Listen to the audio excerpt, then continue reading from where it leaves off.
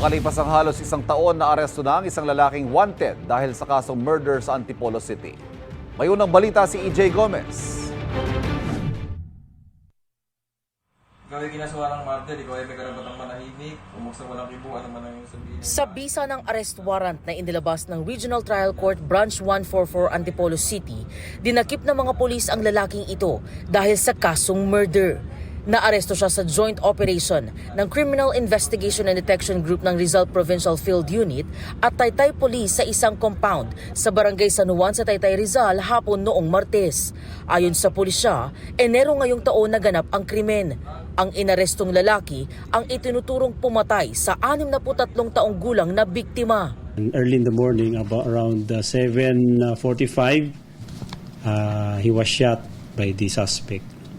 While pupunta doon sa karinderya na kakain sana, doon binaril. Personal grudge ang punot dulo ng kaya yung motibo ng suspect.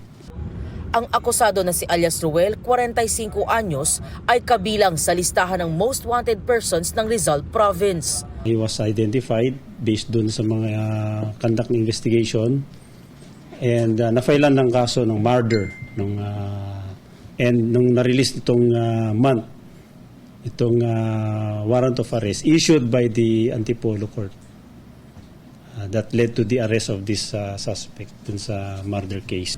Walang pahayag ang akusado na kasalukuyang nakadetain sa custodial facility ng CIDG ng Rizal Province. Pinaghahanap pa ang isa niyang kasama sa krimen. Ito ang unang balita.